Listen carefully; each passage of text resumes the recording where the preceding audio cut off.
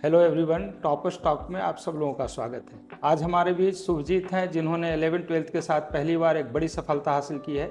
आप और हम सभी जानना चाहेंगे कि कैसे और किस प्रकार से अपीयरिंग में रिजल्ट्स लिया जा सकता है और एक अच्छे रैंक के साथ टॉप 10 मेडिकल कॉलेज में जाने का रास्ता आपका स्पष्ट होता है।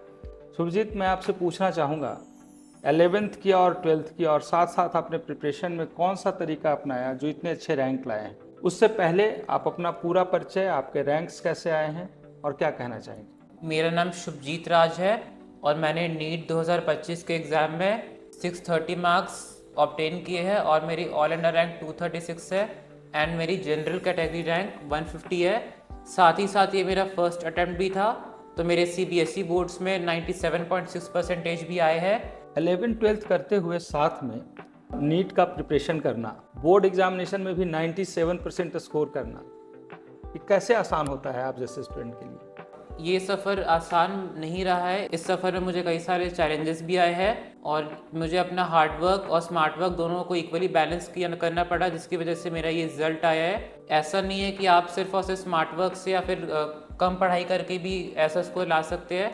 इसके लिए आपको हार्ड वर्क भी करना होगा, अपने पूरे एफर्ट्स डालने होंगे एंड आपको डे 1 से कंसिस्टेंट रहना होगा अपनी जर्नी में। कंसिस्टेंसी ही इसका एक रास्ता है। ये बहुत इंपॉर्टेंट होता है कि आप सिर्फ हार्ड वर्क नहीं, स्मार्ट वर्क करें, एक प्रॉपर प्लानिंग के साथ करें, कंसिस्टेंट रहें। ये एक बहुत बड़ा मैसेज होता है स्टूडेंट के लिए जो प्रिपरेशन कर रहे हैं। और जाहिर सी बात है, अपीयरिंग में 97% बोर्ड स्कोर करना और उसके साथ साथ नीट में भी 630 मार्क्स, जब इतने टफ क्वेश्चंस पूछे गए थे। मुझे याद है पिछले 27-28 वर्ष से मैं इस संस्थान से जुड़ा हूँ, इतने टफ क्वेश्चन, इस तरीके का क्वेश्चन कभी नहीं पूछा गया था। यदि फिजिक्स टफ है तो आप कोई ना कोई 2 सब्जेक्ट इजी होता था, बट इस बार फिजिक्स को भी टफ किया, केमिस्ट्री और बायो को भी बहुत ज़्यादा मॉडरेट किया था, जिसमें टाइम ज़्यादा लग रहे थे। 1 मिनट में एक क्वेश्चन बनना बहुत टफ था। ये चमत्कार कैसे किया आपने? सही, ये बात बिल्कुल सही है कि नीट 2025 का पेपर डिफ़िकल्ट था और इस पेपर में 1 मिनट में एक क्वेश्चन बनना काफ़ी चैलेंजिंग टास्क था। पर मैंने टेस्ट देते देते ऐसी स्ट्रैटेजी डेवलप कर ली थी कि वो क्वेश्चन 1 मिनट के अंदर पूरी एक्यूरेसी के साथ मुझसे हो जा रहे थे। कुछ क्वेश्चंस ऐसे थे जिनमें ज़्यादा टाइम लग रहा था, पर उनको कंपनसेट करने के लिए कुछ क्वेश्चंस ऐसे भी थे जिनमें कम टाइम लग रहा था। तो मैंने सही टाइम पे अपने सारे क्वेश्चंस को, जो जितने मैं कर सकता था उतने मैंने एक्यूरेसी के साथ अटेम्प्ट किए।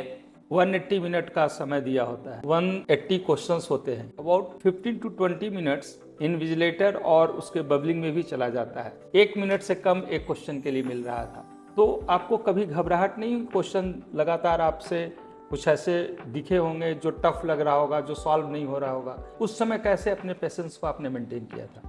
सर, जब मैंने पेपर करना शुरू किया तो स्टार्टिंग के कुछ क्वेश्चंस ऐसे थे जो मुझसे सॉल्व नहीं हो रहे थे। मतलब मैं फिजिक्स से स्टार्ट करता हूँ अपना पेपर, तो कुछ क्वेश्चंस ऐसे थे जो मुझसे अटेम्प्ट ही नहीं हो रहे थे। तो मैंने उन क्वेश्चंस को बाद के लिए छोड़ दिया था कि मैं सेकंड या फिर थर्ड राउंड में जब वापस उन क्वेश्चंस को विजिट करूँगा उस वक्त मैं उस क्वेश्चन को अटेम्प्ट करूँगा। और जब मैंने फर्स्ट राउंड अपना कंप्लीट कर लिया तो मैं थोड़ा सा कूल एंड काम हो गया था। उसके बाद जब मैंने सेकेंड राउंड अटेम्प्ट किया तो मुझसे कुछ क्वेश्चंस बने, लेकिन फिर जब मैं थर्ड राउंड में वापस उन क्वेश्चंस पे आया जो मुझसे स्टार्टिंग में नहीं बन रहे थे, तो मुझसे फिर और क्वेश्चंस भी बनने लगे। तो इसकी वजह से मैं जितने क्वेश्चंस अटेम्प्ट कर पाता, जितने क्वेश्चंस मुझे आते थे उतने क्वेश्चंस मैंने अटेम्प्ट किए। ये बहुत सही स्ट्रेटजी होता है। टफ क्वेश्चन यदि दिखे तो उसे आप छोड़ो, इजी क्वेश्चन पहले अटेम्प्ट लेना है। नेक्स्ट टाइम जब आप अटेम्प्ट ले रहे होते तो वही टफ क्वेश्चन इजी दिखने लगता है और आपने इस स्ट्रेटजी को यूज़ किया। ये बहुत बड़ा मैसेज है आप सभी स्टूडेंट्स के लिए जो एस्पिरेंट हैं। स्ट्रेटजी बहुत इंपॉर्टेंट रोल प्ले करता है, कॉन्फिडेंस इंपॉर्टेंट रोल प्ले करता है और ऑन स्पॉट डिसीजन क्या लेते हैं आप। एग्जामिनेशन सिर्फ नॉलेज का गेम नहीं होता है, कॉन्फिडेंस का भी होता है, स्ट्रेटजी का भी होता है और ऑन स्पॉट क्या डिसीजन आप ले सकते हैं। मुझे लगता है कि शुभजीत ने ये सारे टेक्निक्स अपनाए। कूल, कंपोज, काम रहना बहुत ज़रूरी होता है। और ये सब कैसे होता है? आपने इनिशियली जब आप 11th में थे, इतने सारे चैप्टर्स, स्कूल्स और बाकी पढ़ाई का प्रेशर, जो बोर्ड एग्जामिनेशन का, कैसे आप मैनेज कर रहे थे सब? ये चीज़ बिल्कुल सही है कि नीट जैसी जो कॉम्पिटिटिव एग्ज़ाम है उसमें आप सिर्फ अपने नॉलेज के बेसिस पे रैंक स्कोर नहीं कर सकते, आपको साथ में अपनी स्ट्रैटेजी भी रखनी होगी। और ये स्ट्रैटेजी आपको टेस्ट देने से आएगी। आप जितने ज़्यादा टेस्ट देंगे उतनी अच्छी आपकी स्ट्रैटेजी डेवलप होगी। गोल्ड इंस्टीट्यूट ने मेरे लिए बहुत सारे टेस्ट लिए हैं, मतलब बहुत फ्रीक्वेंटली टेस्ट होते थे और उस टेस्ट का पैटर्न भी होता था कि उसमें difficult questions, easy questions and moderate questions तीनों बैलेंस होते थे, जिसकी वजह से मैंने एक प्रॉपर स्ट्रैटेजी डेवलप की। मैंने अलग अलग तरीक़ों से पेपर को अटैम्प्ट किया और जो मुझे बेस्ट सूट किया मैंने नीट में वही अपनाया और उसी के वजह से मेरा इतना अच्छा स्कोर रहा। शुभजीत, एक बात बताएं आप, जैसे आपका रिजल्ट आया, घर में बड़ी खुश हैं सब लोग? आपके सिस्टर भी डॉक्टर, मतलब वो 3rd ईयर में है? 4th ईयर में है आपकी सिस्टर, वो भी गोल से पढ़ी थी? हाँ, यस। सिस्टर का कितना बड़ा योगदान रहा था आपके प्रिपरेशन में? वो कैसे आपको सपोर्ट मिला? मेरे सिस्टर का भी बहुत बड़ा योगदान रहा था। जब भी मैं स्ट्रेस फील करता था तो फिर वो मुझे मोटिवेट करती थी पढ़ने के लिए, क्योंकि उनका भी फोर्थ अटेम्प्ट था और फिर उन्होंने भी इस चैलेंजिंग एग्ज़ाम को क्रैक किया। उनके पास जो एक्सपीरियंस था इतने सालों का कि क्या करना है और क्या नहीं करना है, उस चीज़ ने मुझे बहुत हेल्प किया। ये बहुत इंपॉर्टेंट होता है। आपके घर में, आपके बड़े, आपके फ्रेंड सर्कल में यदि कोई पहले से क्वालिफाई किया, और ख़ासकर वो स्टूडेंट जिन्हें 1 या 2 बार झटके लगे हों, मतलब उनको ड्रॉप लेना पड़ा होगा, बड़ा दंस बहुत टफ होता है। जब आप एक बार पिछड़ जाते हैं, आपके दोस्त आगे निकल जाते हैं और आप आत्ममंथन करते हैं और कैसे आगे बढ़ना है, क्या करना है, किस तरीके से अपनी स्ट्रैटेजी सेट करना है, तो मुझे लगता है कि ये सबसे अच्छे गाइड प्रोवाइडर होते हैं। वो गाइड देने वाले सबसे अच्छे हो सकते हैं जिनके पास इतना सारा अनुभव है।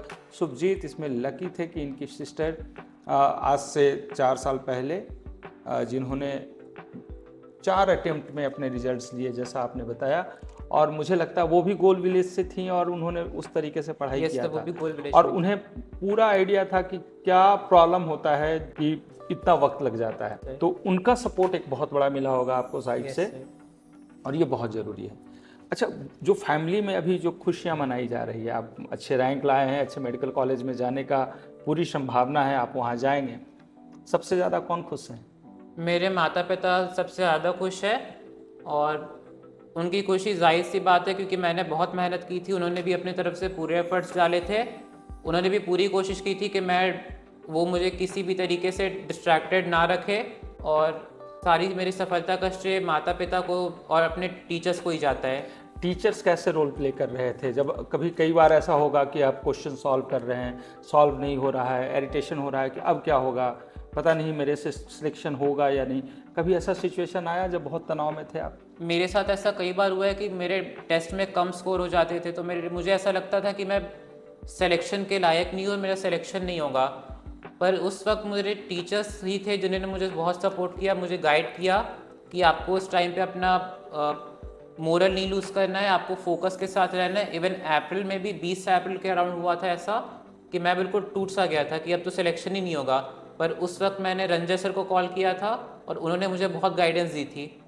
तो ये बहुत इम्पॉर्टेंट होता है कि जब आप तनाव के टाइम गुजर रहे हो, आगे बढ़ रहे हो और एग्जामिनेशन बिल्कुल करीब हो रहा हो और आप परेशान हैं कि आपका सिलेक्शन नहीं होगा, तो अपने मेंटोर से बात कीजिए। वो टीचर जिनके पास एक लंबा एक्सपीरियंस है, जिन्होंने बहुत सारे छात्रों को एक सही रास्ते पे ले चलते हुए उनके लक्ष्य तक उन्हें पहुंचाया है, बहुत ज़रूरी होता है वैसे टीचर्स के साथ मिलकर बैठकर बात करें।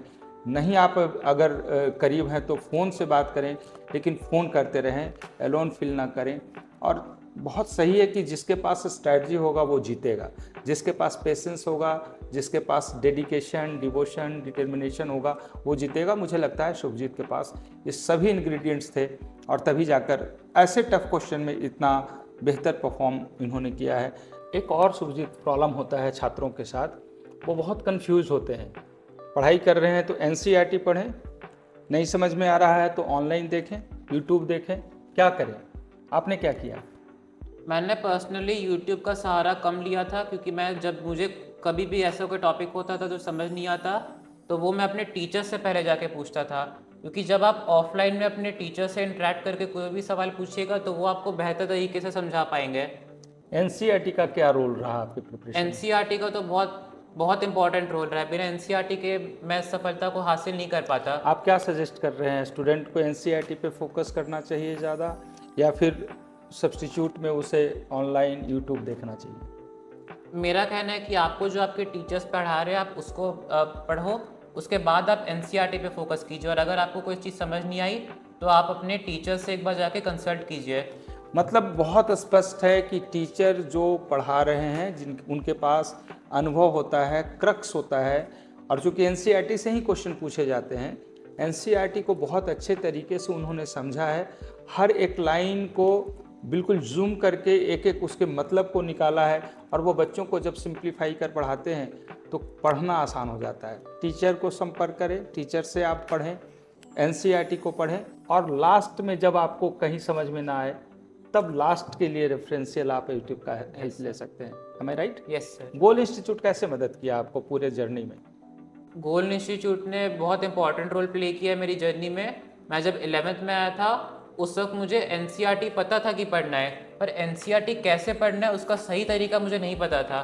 कुछ लाइन्स ऐसे होते थे जो मैं स्किप कर देता था, कुछ टेबल्स ऐसे होते थे केमिस्ट्री में, या फिर पॉइंट्स टू पॉन्डर और समरी के पॉइंट्स होते थे फिजिक्स में, जो कि मैं स्किप कर देता था। पर गोल्ड इंस्टीट्यूट ने कॉन्स्टेंटली सभी चीज़ों को कवर किया है और सारे एस्पेक्ट्स में क्वेश्चंस को फ्रेम किया। एनसीईआरटी के एक्सरसाइजेज हो गए, बैक एक्सरसाइजेज फिजिक्स में या फिर केमिस्ट्री में, फिजिकल केमिस्ट्री के इंटेक्स न्यूमेरिकल जो लोग स्किप कर देते हैं, उन सभी से गोल ने क्वेश्चन पूछा और मेरे क्वेश्चंस गलत होते थे जो कि मुझे पुश करते थे कि मैं उन क्वेश्चंस पे एक बार वापस से काम करूं एंड सभी चीज़ों को पढूं वापस से। इस टफ सिचुएशन में जब क्वेश्चंस बहुत टफ पूछे जाएं और ऐसे रैंक आए, हर बच्चा चाहता है मैं भी उस लेवल तक जाऊं जो पढ़ने वाले स्टूडेंट है, और निश्चित रूप से शुभजीत उन बच्चों के लिए रोल मॉडल हो सकते हैं जिन्होंने अपने आप को एक बेहतर कॉलेज में जाने के लिए सोचा है, ले जाने के लिए सपना देखा है। शुभजीत, उन बच्चों के लिए क्या मैसेज देना चाहेंगे जो एस्पेरेंट हैं और आप जैसा बनना चाहते हैं, या आपसे भी अच्छे रैंक लाकर एक टॉप मेडिकल कॉलेज में अपना स्थान, एक सीट सुनिश्चित करना चाहते हैं? ये नीट की जर्नी बहुत डिफ़िकल्ट है, तो आपको अपने जितने भी साल, 1 साल, 2 साल, 6 महीने, आप जितने भी टाइम प्रिपरेशन कर रहे हो, आपको बिल्कुल स्ट्रेस फ्री रह के अपना हार्डवर्क करते जाना है। आपको रिज़ल्ट की परवाह बिल्कुल नहीं करनी है कि आपका रिज़ल्ट क्या रहेगा, बस आपको अपना 100% देना है। नो मैटर आपके मॉक टेस्ट में क्या स्कोर आ रहे हैं, आपके मॉक टेस्ट के स्कोर ये बिल्कुल डिसाइड नहीं करते कि आपके एक्चुअल टेस्ट में क्या स्कोर रहेंगे। आपको अपने टीचर्स पे, आपके पास जो मटेरियल है उस पे आपको विश्वास रखना है, और सबसे ज़रूरी चीज़ कि आपको खुद पे विश्वास रखना है कि जितना मैं एफर्ट्स डाल रहा हूँ वो मैक्सिमम है और ये मुझे सफलता की ओर ले जाएंगे। शुभजीत से आज बहुत सारी बातें हुई और मुझे लगता है कि बहुत इम्पॉर्टेंट मैसेज आप तक पहुंच रहा होगा। रिजल्ट लेने के लिए कंसिस्टेंट रहना है, कॉन्फिडेंट रहना है, डिटर्मिनेशन बिल्कुल स्ट्रांग होना चाहिए। आप डेडिकेट करेंगे अपनी पढ़ाई को पूरे तरीके से, समर्पित भाव से। और सोशल मीडिया का क्या रोल है? सोशल मीडिया में जो बच्चे इन्वॉल्व हो रहे हैं, ये बहुत बड़ा चैलेंज है। जो सोशल मीडिया में बैठे हुए हैं पकड़कर वो मोबाइल के साथ, उनके लिए क्या मैसेज देंगे आप? सोशल मीडिया स्टार्टिंग में मैंने भी यूज़ किया था, पर टाइम के साथ मुझे रियलाइज़ हो गया कि सोशल मीडिया मेरा बहुत टाइम किल कर रहा है। लोग ऐसा सोचते हैं कि हम 5 मिनट 10 मिनट देख रहे हैं, पर वो रील्स या फिर कोई भी यूट्यूब शॉर्ट्स आप स्क्रॉल करोगे तो आपको 1 घंटा 2 घंटा कैसे किल हो जाएगा आपको बिल्कुल पता भी नहीं लगेगा, और आपको हर 15 से 20 सेकंड में नई चीज़ कुछ देखने की आदत हो जाएगी। तो लंबे टाइम तक आपका फोकस और कंसंट्रेशन नहीं बन पाएगा। इसलिए आपको सोशल मीडिया का कम से कम यूज़ करना चाहिए। मैंने तो पूरी तरीके से सोशल मीडिया को अवॉइड किया था। ये बहुत टफ होता है आज के यूथ, जो आज का नई जनरेशन है, इससे सोशल मीडिया से दूर रखा जाए, ये बहुत चैलेंजिंग होता है। आपने इन सारे एक्टिविटी को कंट्रोल किया, कम से कम इस्तेमाल किया और अपने को कंसंट्रेट किया, और उसके रिजल्ट्स आपके सामने हैं। तो फिर मैसेज बहुत स्पष्ट है, आपको क्या करना चाहिए, आपको खुद निर्णय लेना है। और आपके लिए मैसेज है कि यदि आपने मेहनत किया और किसी तरीके से पीछे रह गए, एक बार और कोशिश करनी है, पूरे शिद्दत से आगे बढ़ने की कोशिश करनी है, बहुत ईमानदार रहना है, वफादारी निभानी है अपने आप के लिए। और एक रास्ते पे, जिस रास्ते पे चलकर मंजिल मिलती है, शुभजीत से भी अच्छा कर सकते हैं। ऐसे रैंक के साथ एक अच्छा मेडिकल कॉलेज में जा सकते हैं। असफलता हमेशा सफलता दिलाने का एक स्टेप होता है। तो एक छोटी सी पंक्ति आप सभी बच्चों के लिए, असफलता एक चुनौती है, इसे स्वीकार करें, देखें क्या कमी रह गई और सुधार करें। जब तक न सफल हो नींद चैन सब त्यागो तुम, संघर्ष करो मैदान छोड़ मत भागो तुम, बिना कुछ किए जय जयकार नहीं होती, कोशिश करने वालों की हार नहीं होती। और इन्होंने कोशिश किया है और इनका जो मार्क्स आया है, इस मार्क्स पे हम सब लोग बहुत बधाई, शुभकामना आपको देते हैं और उज्जवल भविष्य की कामना करते हैं। आप इसी तरीके से परफॉर्म करते रहें, आप अपने आप को पूर्ण समर्पण भाव से आगे बढ़ते रहें और सब लोगों को सम्मानित करवाते रहें। बहुत बहुत धन्यवाद सुजीत आपको। Thank you sir. इस जर्नी के लिए मैं गोल को पूरी तरीके से थैंक यू करना चाहूँगा।